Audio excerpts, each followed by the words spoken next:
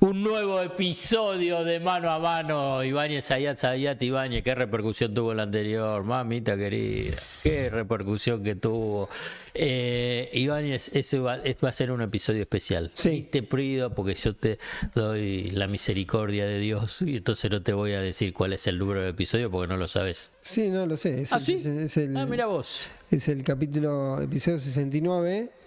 Va a ser un número especial, un episodio especial. Exactamente. No porque tenga alguna dinámica ajena, pero sino porque va, como todo lo que rodea a la muerte del Papa Francisco, me parece que requiere, porque básicamente te lleva para atrás y te obliga a mirar hacia adelante. Te puedo decir el primer sentimiento que yo tuve. A ver.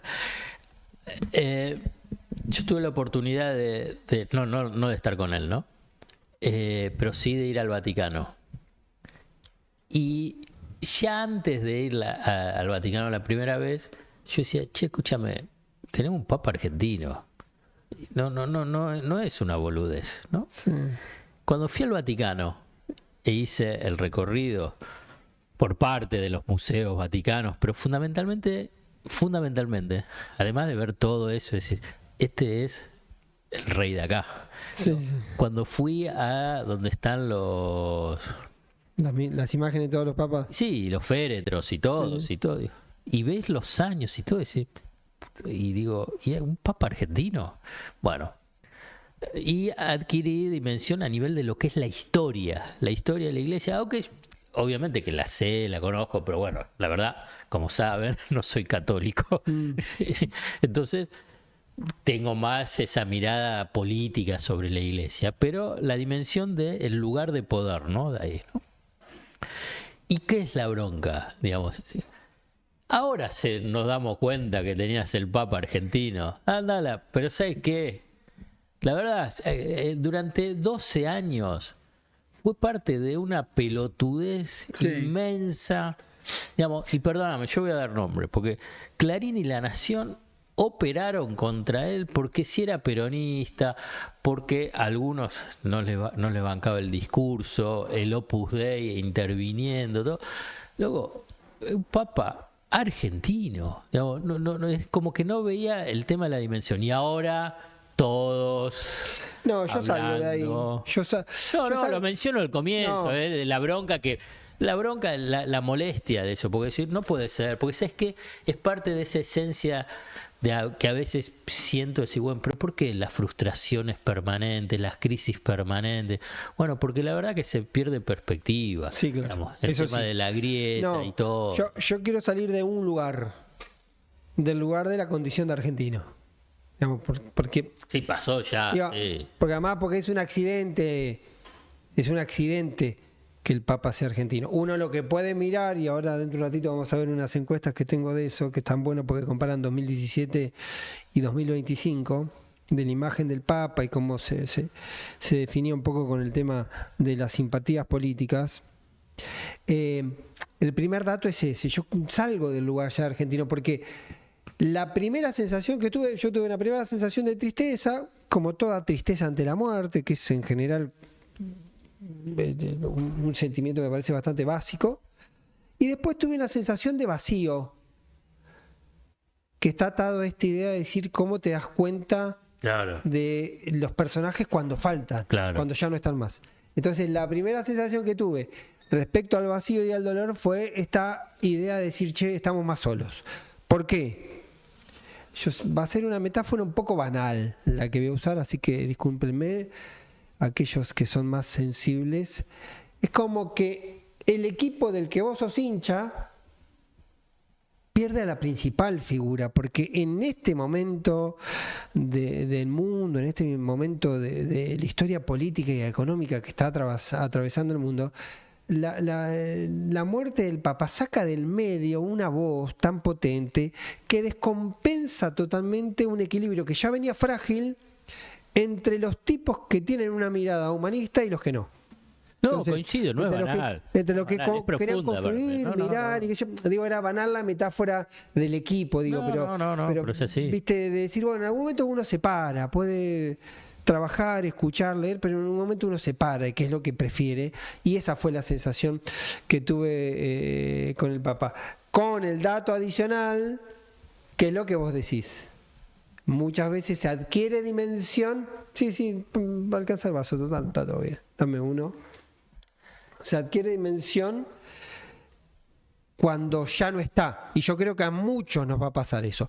Sobre lo otro que decís vos, yo creo que hubo una especie de precariedad absoluta, porque había una sensación de que el Papa, Jorge Bergoglio, cuando se convertía en Papa, iba a ser una especie de herramienta que yo creo que alguno proyectó desmesuradamente en lo que fue en su momento Juan Pablo II, por la mala relación preexistente a su condición de Papa entre Bergoglio y Cristina Kirchner, con Néstor anteriormente, después heredada con Cristina, que el Papa iba a ser una especie de mediador contra Cristina Kirchner. Por eso había sectores que tenían una expectativa desmesurada. Claro, pero es no y después te entra en otro plan. Después te das cuenta que la dimensión local es absolutamente menor. Absolutamente menor. Ese es el punto central. Bueno. Ese es el punto central. Es no tomar dimensión. Todos esos que pensaban eso y que operaron eso y hasta hace poco seguían operando. Sí. No tienen la dimensión de lo que significa ser Papa. Hasta hoy, hasta este momento, hasta anoche. No sabés lo que significa ser Papa del Vaticano, de la Iglesia, qué sé yo. Después, yo no me meto en el sentido de lo que es la historia de la Iglesia, lo bueno, lo malo, lo trágico, lo que hizo, lo que deja de ser, sus pensamientos. No. Yo te estoy diciendo como figura, como vos la estás describiendo, ¿no? Figura política global. Sí. Con la palabra que interviene y tiene influencia global. No sos el ombligo del mundo, sí, claro. Re provinciano todo, pero es lo último que lo mencioné y por ahí ahora te lo... Sí. Pero eso hace, y qué es la bronca, porque eso hace a una esencia de poder, en una faceta, poder entender el estancamiento secular de la Argentina. No solo económico, político, social. Entonces, decís, pero hay, digamos, razones para entender por qué nos pasa lo que nos pasa. Sí. Una de las razones, no única, es que tomás a una figura que es la del Papa en clave, pero recontra provinciana. Sí, pero pará. Porque eso es cierto, pero después de fondo está lo otro, lo importante. ¿Qué? Lo que expresaba el Papa. Bueno. Digamos, lo que pensaba en términos ideológicos, lo que pensaba en términos de mirada del mundo, de los roles de la economía, de el poder real, del poder económico, de los excluidos. De fondo está eso, digamos.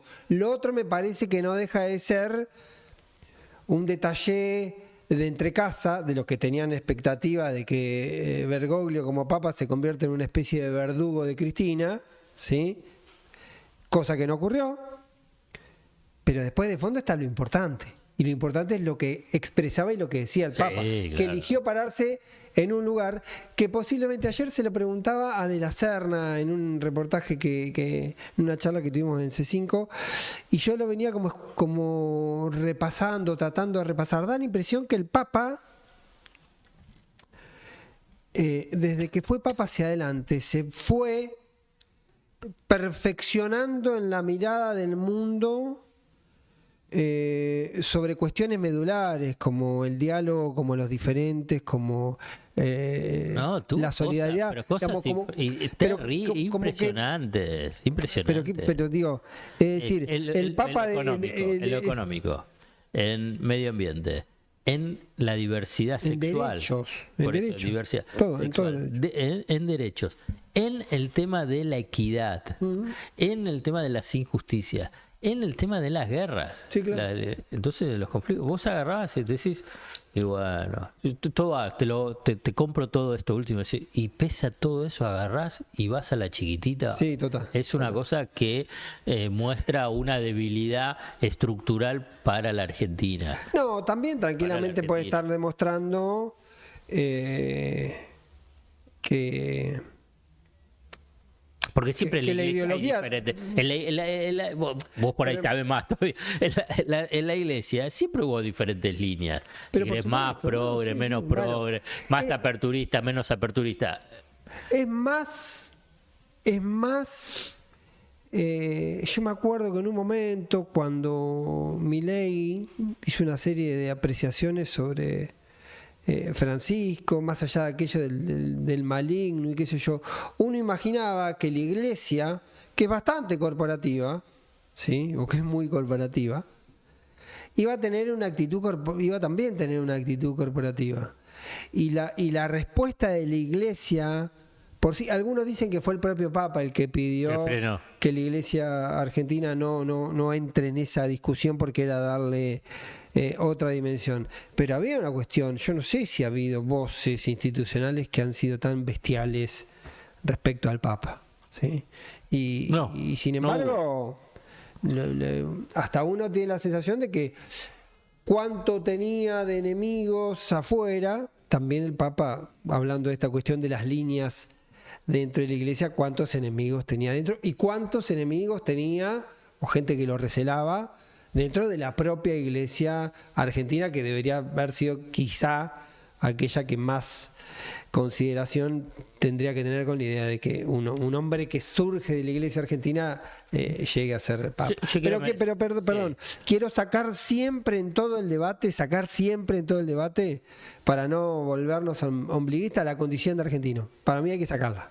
A mí me encanta. Está bien, pero digo, hay que sacarla para mirar un poco más. Comparto con lo que te digo. Sí, pero después estaba en Flores y San Lorenzo, perfecto, ¿viste? Después sí, posiblemente. Para mí tenía que haber venido. Sí hay una lectura, yo creo que no vino. De la popular. Bueno, yo creo que no vino, fue un poco consecuencia de esa pelotudez de este drama. Y después también hay otra cosa que a mí me parece un poco insólita, cuando se dice que el Papa era peronista. Lo que pasa es que tenés que remontar cuál es la base del peronismo. Como la base del peronismo, la doctrina social de la iglesia, es como una pertenencia muy lineal, pero parecida a partir de ahí. Venimos un poquito más acá y después quiero que hagamos un zoom particular, porque vos hiciste una nota, publicaste una nota el lunes. En el Destape. Sobre la doctrina económica, que me parece que es muy medular. Pero quiero hacer, nos vamos a meter un ratito ahí, pero quiero hacer mirar unas placas sobre el Papa, ¿sí? Sobre el Papa, sobre la mirada del Papa, sobre niveles de imagen, acompañamiento, y ahí vamos a hacer un doble clic en dos cuestiones específicas. Los dos estudios son de Gustavo Córdoba. Uno del 2017, gobierno de Mauricio Macri, el otro del 2025, gobierno de Javier Milei. Imagen del Papa Francisco 2017, Gustavo Córdoba, repito la fuente, muy buena. ¿Este qué año es? 2017. Esto es 2017, gobierno de Macri, Gustavo Córdoba. Positiva, buena, muy buena, 80.7, poner 81, negativa, mala, muy mala, 13 puntos, ¿sí? Un amplísimo acompañamiento, siempre tenés un margen ahí, pero era muy acotado. Pasemos a la otra, por favor, para hacer un doble clic, porque lo comparó, como está bien siempre comparar, con el tema del balotaje. En aquel momento fue Scioli y Mauricio Macri. Gana Mauricio Macri, que era el que gobernaba. Los niveles de rechazo entre los votantes al balotaje de Macri eran casi el doble que los niveles de rechazo entre los votantes de Scioli. Ya se daba ahí un matiz que empezaba a expresarse. Pero vamos a saltar también un trabajo de Gustavo Córdoba, en este caso con Subán Córdoba 2025. Vamos a ver la placa de ahora, esto es de febrero de este año. Nivel de imagen de Francisco 70, pierde 10 puntos, muy mal acá, 24, se duplica. En aquel momento era casi 13, ¿sí? Comparado. Y hacemos el otro... Vas a seguir con esto porque si no, para que ¿cuál es la hipótesis que tenés? Quiero llegar a la última placa para hacerte las hipótesis del entrecruzamiento entre los datos de imagen y las pertenencias políticas. Los votantes de Milei la positiva es 52, la negativa es 40. Si te vas al votante en el balotaje de Sergio Massa, la negativa es solamente menos de 7 puntos y la positiva 91. ¿Sí? ¿Por qué hablo de esto? Porque me parece que vale la pena pensarlo y no tanto de imágenes, sino cómo se discrimina en lo referido a votantes del balotaje. Primero, que hubo un crecimiento, si se quiere, del sector derecha, centro-derecha, antiperonismo, genéricamente, donde se fue focalizando, se fue haciendo mucho más fuerte el nivel de rechazo y a su vez en los sectores vinculados a lo que fue la última expresión de Unión por la Patria, el nivel de acompañamiento fue mayor, porque el discriminado balotaje fue mucho más alto el acompañamiento por la positiva al votante de Massa que había sido al votante de Scioli en su momento. Quiero decir eso. Bueno, también explica claro, muchas pero también cosas. tenías que, si querés, la expresión de derecha de Macri no tenía un enfrentamiento ni con Bergoglio ni después con Francisco. Por ahí tenía una tensión porque, bueno, veía el tema. Bueno, ya a esa altura la tensión había aumentado porque hubo ahí como un periodo de decepción muy fuerte entre ese sector, porque entre que es proclamado Papa en 2013, en marzo de 2013, si no me equivoco, y diciembre, los 2 años que coincidió con el gobierno de Cristina, se vieron 7 veces. Claro, y se construyó una relación política de bastante empatía. Por ahí para precisarlo, no hubo ni expresiones ni comportamientos de Macri de agresión totalmente desproporcionadas, injustas y la verdad maleducadas de Macri con respecto a lo que es de Milei con el Papa, ¿no? Sí, incluso hasta te diré el tuit o el comunicado primero es vergonzoso, vergonzoso, digamos, ¿no? Es como que no sé si perdió el norte comunicacional, pesa la diferencia, ¿no? Es una cosa, la verdad, bastante patético. Como tiene una cobertura por ahora, digamos, relevante y fundamentalmente de miles de millones de dólares. Entonces, pero la verdad es bastante patético. Sí, cada uno elige su propio Francisco. Pero saludar. Pero Milei, pesa la diferencia. ¿Qué diferencia? Milei, ¿Quién sos, Milei? Alguien le va a decir, ¿quién sos? Es lo único que le puede decir cualquiera. A mí me pareció más. Vos hiciste la descripción de lo que es el Papa como figura global, mundial. Entonces nada, listo, hasta Trump. No, a mí me parece más sintomático el hecho de que haya tenido que buscar un punto de acuerdo, que fue el único punto de acuerdo que podía encontrar con el Papa, que era el hecho de la posición de la Iglesia respecto al aborto y la posición de Milei respecto al aborto. Me parece que es lo único que marida entre los dos y va a buscar ese único punto de acuerdo. La Iglesia. No, ya sé, pero en todo lo demás, claro que en todo lo demás hay miles de diferencias, diametrales, antagónicas totalmente. Entonces hace esa salvedad que va a buscar, para mí, ¿qué es lo que va a buscar? Va a buscar el único punto que él, en su mirada, en su percepción más corta del instante inmediato, lo único que puede reivindicar. Porque cualquier otra reivindicación del Papa es atentar contra su propia percepción del mundo. Entonces va a buscar solamente eso. Entonces, ¿y por qué va al funeral? No sé. No sé, porque tampoco tengo que explicar por qué va al funeral. No. Es retórica, no te estoy buscando. Digamos, lo único que puede encontrar es hipocresía. Sí, seguramente. Hay un punto. Y la sensación de que está en campaña electoral, de que siempre es preferible un enemigo muerto. Pues sí que va a festejar. No digo que vaya a festejar, pero ahora, el corazón de su discurso moral económico de Milei es en contra de la justicia social. Total. Pero el corazón, ¿no? Con Venegas Lynch. Una aberración. Usó una palabra que era una aberración. Con Venegas Lynch, con Venegas Lynch como su ideólogo y el representante de la Corte Suprema con Rosenkrantz. Digamos, ese sería como ese hilo. Ese hilo. Y el corazón Total. de la doctrina económica del Papa Francisco es la justicia social. Claro, sí. Bueno, escuchame. Digamos, Trump no está yendo. Sí. Trump no está yendo. Hubiese sido más auténtico que no vaya. Vos me preguntás eso, hubiese sido más auténtico no ir. Habrá tomado alguna percepción de que yo creo A ver.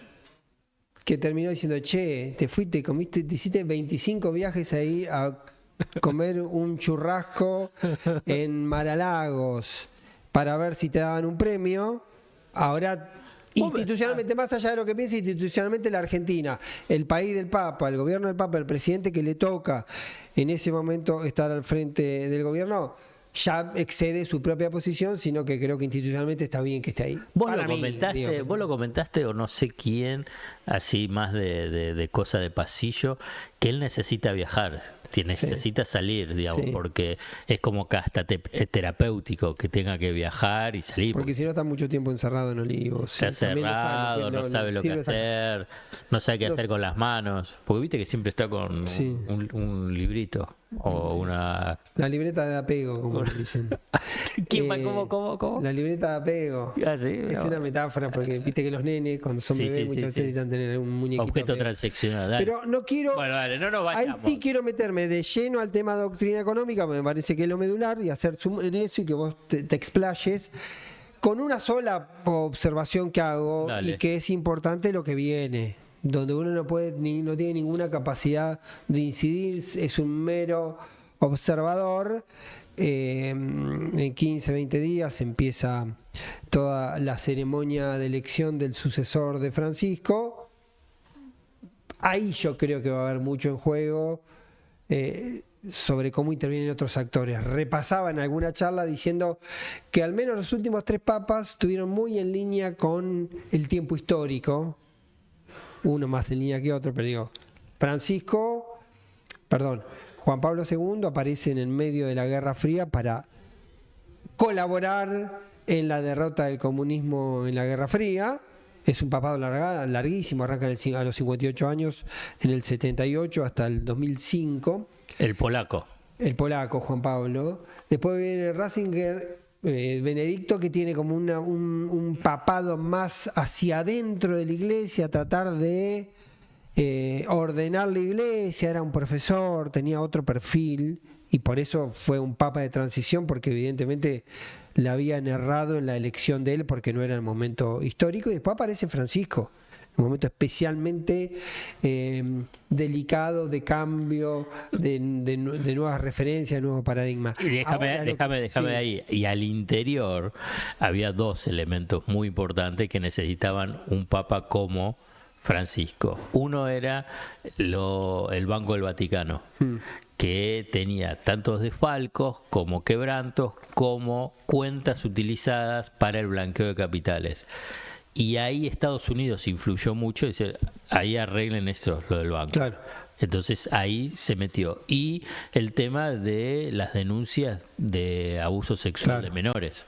Entonces, y esos fueron 2 de los puntos álgidos al interior de la iglesia. Para afuera es lo que vos estás Por eso yo me pregunto también qué es lo que la iglesia ve de sí mismo del tiempo que viene. Porque el tiempo que viene puede decidir la iglesia, en la línea Francisco, entender que las voces más potentes del mundo están paradas en un lugar, ¿sí?, vinculado con lo más lejano a la solidaridad y a los equilibrios y a considerar a los diferentes, que son las voces más potentes del mundo, básicamente Trump. Digamos, si la iglesia elige tácticamente convertirse en lo que era Francisco, un contrapeso, y sigue en esa línea o no. Alguien me decía, haciendo una descripción, viste que yo no soy muy católico, tengo todos los sacramentos, pero salvo el último. ¿Fuiste monaguillo? Sí, fui monaguillo, toqué la guitarra en la iglesia, hice todo. ¿Sabías? ¿Estabas en el coro también? No, pero tocaba porque cantaba mal, siempre canté mal. ¿Y qué tocabas? No, la guitarra, tocaba la guitarra, sí. ¿Y qué canción? Ni me acuerdo. Pero ¿cuál era la más? No, ninguna, ¿te acordás? No voy a cometer la herejía de cantar a los ayat. Decime, no sé, porque yo no las conozco. No, supongo que la más conocida era si el Espíritu de Dios se mueve en ti. Esa es la está bien, yo no las conozco. Bueno, Educame también. Si querés, hablamos cuando sea Rosh Hashanah, Yom Kippur, te empiezo a contar la. Bueno, pero vamos a invitar un monaguillo en algún momento, no sé, me confundiste con este tema. No. Y alguien usaba esas parábolas interesantes que decía que evidentemente por la designación, para la confirmación de los 138 cardenales, una gran cantidad de ellos designados en el tiempo del Papa, un reparto de Francisco, un reparto bastante equilibrado por la aparición de asiáticos, de africanos y de latinoamericanos. Y alguien decía que si hizo las cosas bien el Papa, la fruta no debería caer muy lejos del árbol. Claro. Y me gustó esa metáfora. Bien religiosa. Una parábola bien religiosa que la fruta no debería caer muy lejos del árbol. Yo te la traduzco en términos políticos bien locales. Se hizo bien peronismo, ¿no? Claro, exacto. Se hizo bien armado. Se hizo bien la rosca. Señor, no me quiero arrancar por donde quiera. No, porque mirá, me parece que hay una importante cuestión, es que yo en su momento, un gran experto y conocedor de la Iglesia y de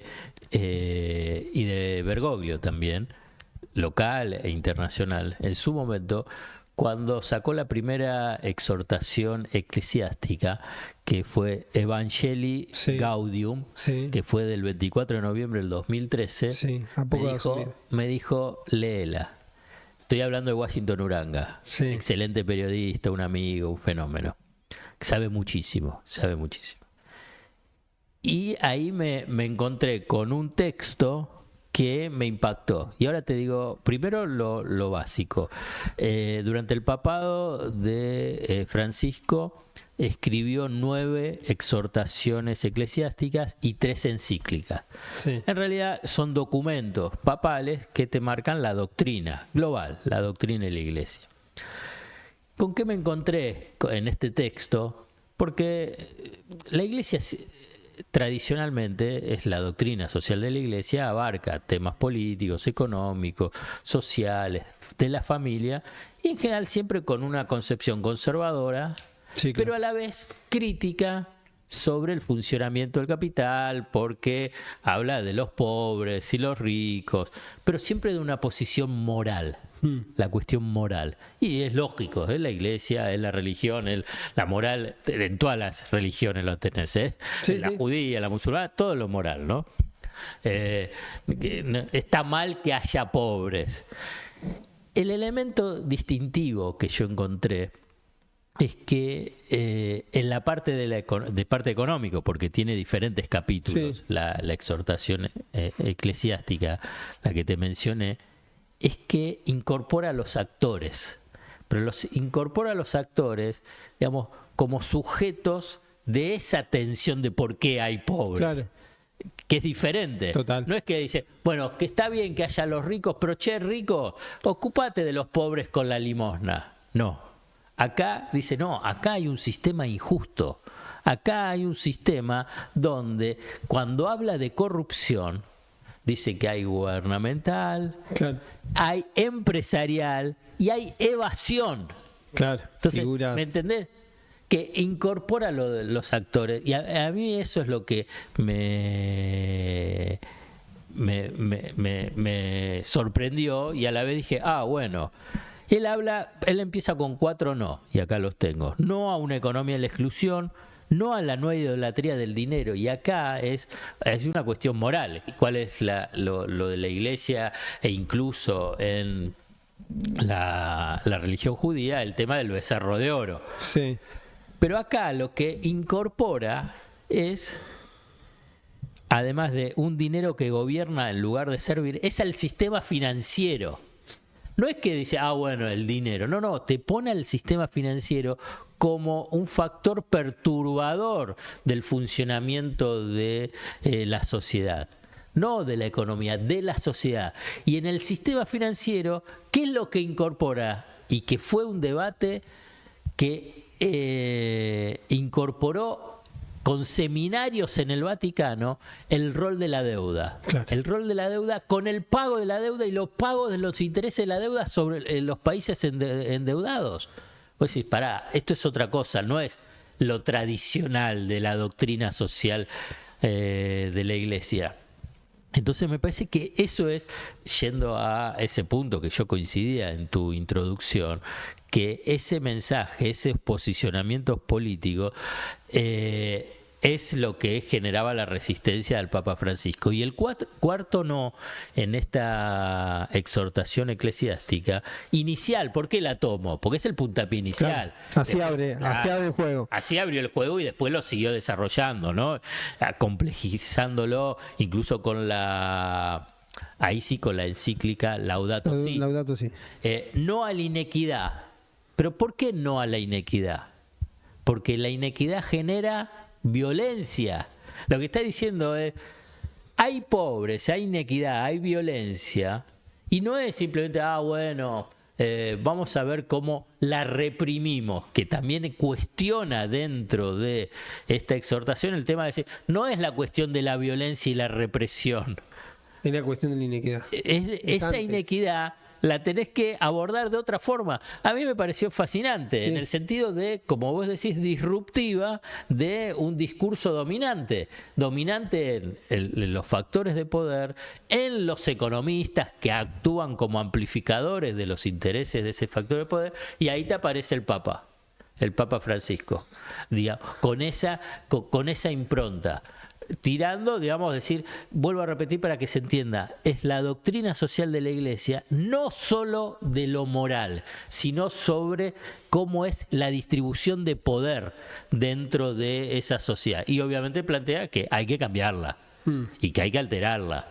Y que por eso es cuando hace su primer viaje fuera de Italia, que fue a Río.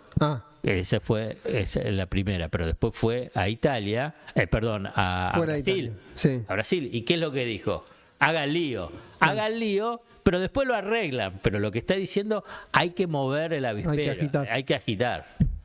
Muy bien, me parece que ahí está el punto, ¿no? Ahí eso explica mucho ese camino que abre.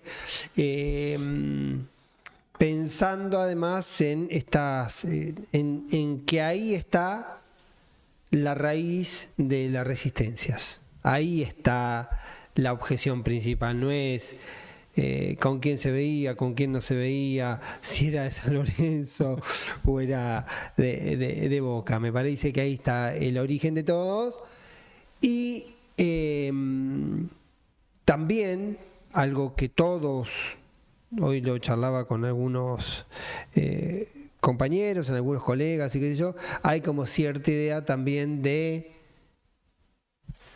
creer, de interpretar, de leer que se le dio poca bola a Francisco, que se lo escuchó menos de lo que se lo debería haber escuchado, digamos. Que hay una revisión ante la muerte de Francisco de la dimensión de sus mensajes, de lo que proponía, o porque la dinámica te lleva a otro lado, o porque, qué sé yo, por algún motivo. Por ahí estoy extendiendo a todos una mirada mía, pero que la compartí con 2 o 3 personas con las que hablé en estos días, de que estaba ahí, ¿viste? Y que uno se da cuenta de que desaparece esa voz, y esa voz es mucho más potente cuando está ausente, parece, sí, que cuando está presente. Sí. Y ahí está la deuda final, y quizá yo hablaba de que había tenido una idea de soledad, de quedarme solo, cierta idea de orfandad cuando desaparece una voz, que vos sabés que es una voz